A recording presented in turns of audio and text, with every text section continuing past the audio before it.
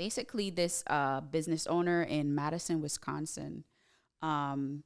She posted basically a letter to this, I don't know if it's a nonprofit group, but it's supposed to be a group of women entrepreneurs that reach out, give funding to mentorship, all that stuff, provide resources Sounds like some kind to of venture capitalist group. kind of, yeah. I think that's basically Seems like what it. it was. Let me see if I can find it. She basically found out like 2 weeks before this awards, whatever they're giving out awards. She basically found out 2 weeks before the award show that she had got some award from this venture capitalist group, this Right. group of, business women or whatever.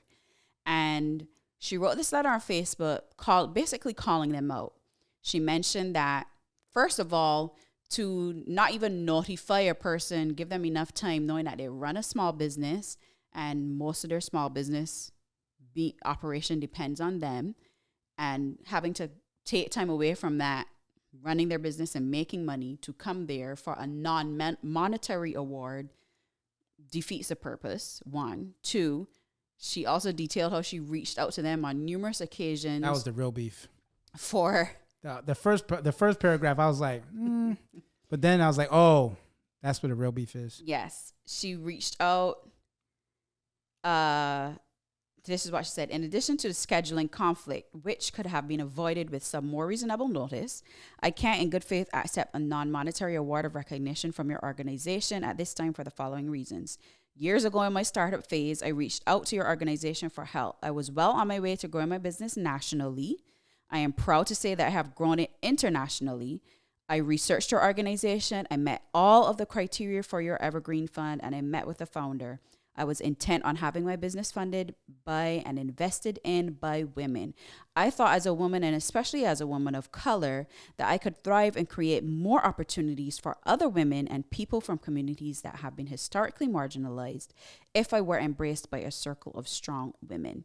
Your organization was dismissive of me and essentially told me I wasn't ready for help. I was discouraged from even applying for the grant or competing for funding. I tried several more times to engage with their group in the hopes of positioning myself to be accepted, and the message I ultimately got was that I didn't belong.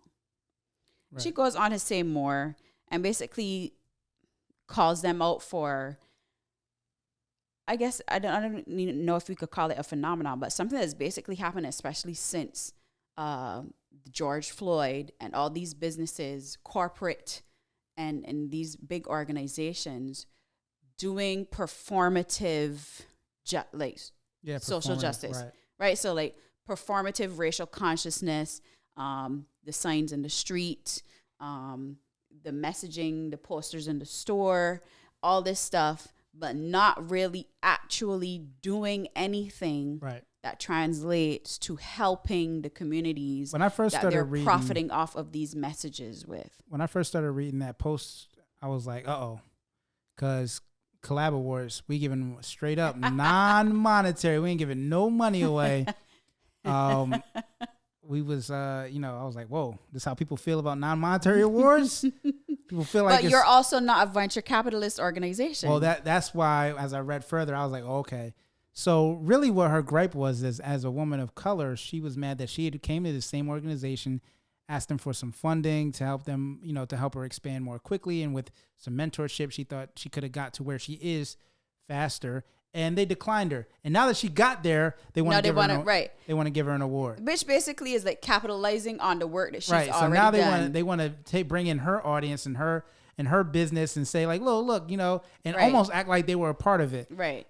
And I was like, look how many good brown people we're awarding. And I was very proud of her for to. Understanding, because as black business people, as black business people, and as black artists and creators, we have to be very aware of just our presence in certain situations, because we will be used for that. Yeah, they will put you in a picture.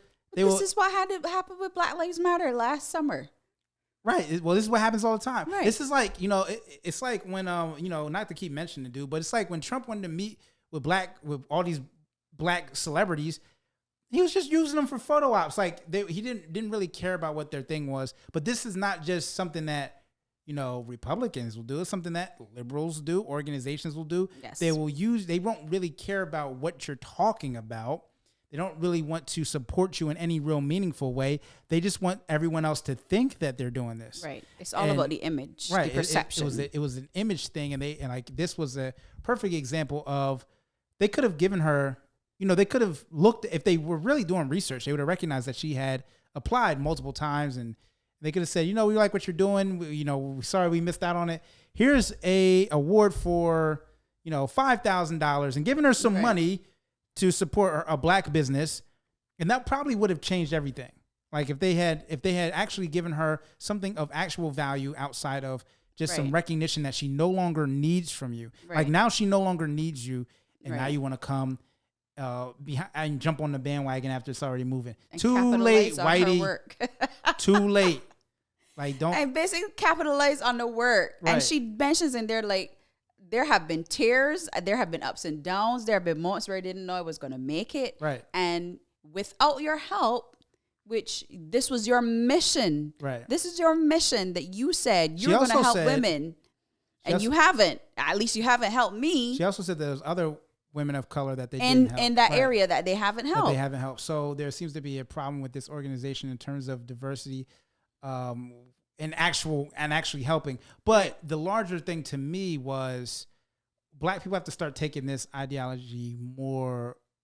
Like this is something that I struggled with for a while is, you know, because, you know, they're giving an award. You could just, you think the nice thing to do is say, yeah, I'll take it. You know, thanks for the recognition. But we have to be very aware, and we have to recognize that we don't need you. We don't need all of you. Hold these people's feet to the fire. Because then the other thing with this is that question of diversity. I don't even care about holding their feet to the fire. We don't need them. Like that right there, I don't care about. But this idea of diversity, which is why people are like, diversity is hogwash. Yes. This whole, and everybody's getting a diversity and inclusion certificate now because, you know, the work needs to be done and all this stuff. But these organizations, when their idea of diversity is plugging one person into an organization, the system, the wheels already turning with the prejudice, the racism, all the other isms that are going on. Right, the better, you know. And putting them there in a situation that is